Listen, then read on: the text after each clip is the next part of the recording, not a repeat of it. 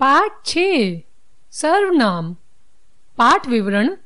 सर्वनाम, सर्वनाम के भेद।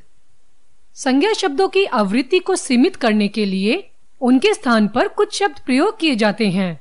भारत हमारी मातृभूमि है। भारत एक महान राष्ट्र है। भारत की राजधानी दिल्ली है। भारत में सभी धर्मों के लोग रहते हैं। भारत में भिन्न भिन्न त्योहार मनाए जाते हैं।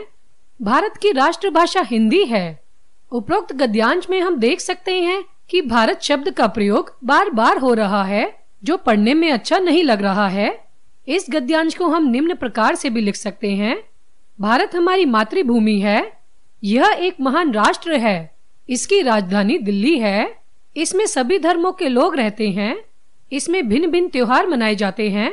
इसकी राष्ट्रभाषा हिंदी है। उपरोक्त गद्यांश में भारत के स्थान पर यह, इसकी और इसमें शब्दों का प्रयोग किया गया है। ये शब्द सर्वनाम है। संज्ञा के स्थान पर प्रयोग किए जाने वाले शब्द सर्वनाम कहलाते हैं। सर्वनाम के भेद। सर्वनाम के 6 भेद होते हैं। 1. पुरुषवाचक सर्वनाम। 2. निश्चयवाचक सर्वनाम। 3. अनिश्चयवाचक सर्वनाम। 4. संबंधवाचक सर्वनाम। 5. प्रश्नवाचक सर्वनाम। 6. निजवाचक सर्वनाम। 1. पुरुषवाचक सर्वनाम। जिन सर्वनाम शब्दों का प्रयोग बोलने वाले, सुनने वाले तथा अन्य के लिए किया जाता है, उन्हें पुरुषवाचक सर्वनाम कहते हैं। जैसे मैं खेलने जा रहा हूँ, तुम मम्मी के साथ बाजार जाओ, वह अपना गृह कार्य कर रहा है। उपरोक्त वाक्यों में मैं शब्द से बोलने वाले, तुम शब्द से सुनने वाले तथा वह शब्द से किसी अन्य व्यक्ति का बोध हो रहा है, अतः ये पुरुषवाचक सर्वनाम है। पुरुषवाचक सर्वनाम के 3 भेद होते हैं। 1. उत्तम पुरुष। 2. मध्यम पुरुष। 3. अन्य पुरुष। 1. उत्तम पुरुष। जिन सर्वनाम शब्दों का प्रयोग बोलने वाला अपने लिए करता है, उन्हें उत्तम पुरुष कहते हैं। जैसे मैं, मुझे, मैंने, मेरा, हम आदि। 2. मध्यम पुरुष। जिन सर्वनाम शब्दों का प्रयोग बोलने वाला सुनने वाले के लिए करता है, उन्हें मध्यम पुरुष कहते हैं। जैसे तुम्हें, तुमने, आप, आपको आदि।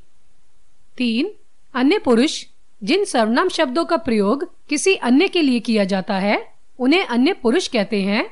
जैसे वे, उसे, उसका, उन्होंने आदि। 2. निश्चयवाचक सर्वनाम।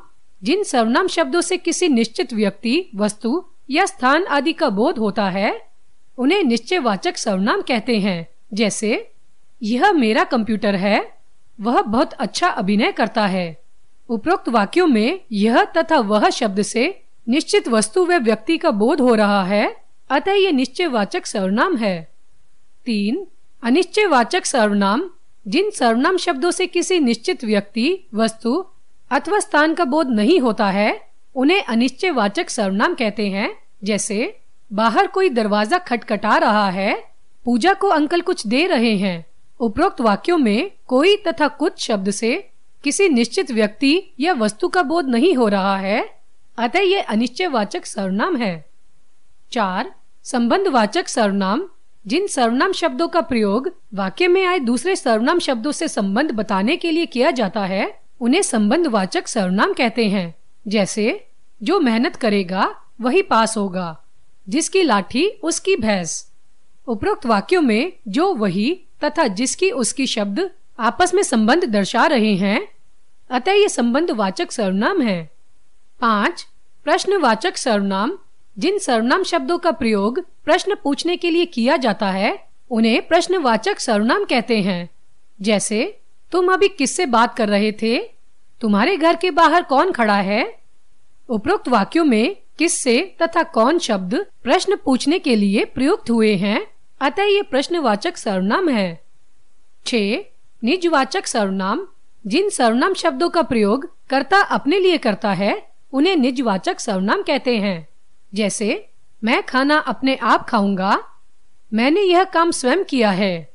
उपरोक्त वाक्यों में अपने आप तथा स्वयं शब्द कर्ता के लिए प्रयुक्त हुए हैं, अतः ये निजवाचक सर्वनाम है।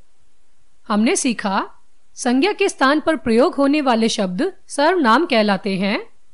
सर्वनाम के 6 भेद होते हैं: पुरुषवाचक, निश्चयवाचक, अनिश्चयवाचक, संबंधवाचक, प्रश्नवाचक तथा निजवाचक सर्वनाम। पुरुषवाचक सर्वनाम के 3 भेद होते हैं: उत्तम, मध्यम तथा अन्य पुरुष। जिन सर्वनाम शब्दों का प्रयोग वाक्य में आए दूसरे सर्वनाम शब्दों से संबंध बताने के लिए किया जाता है, उन्हें संबंधवाचक सर्वनाम कहते हैं। प्रश्नवाचक सर्वनाम शब्दों का प्रयोग प्रश्न पूछने के लिए किया जाता है। जिन सर्वनाम शब्दों का प्रयोग कर्ता अपने लिए करता है, उन्हें निजवाचक सर्वनाम कहते हैं।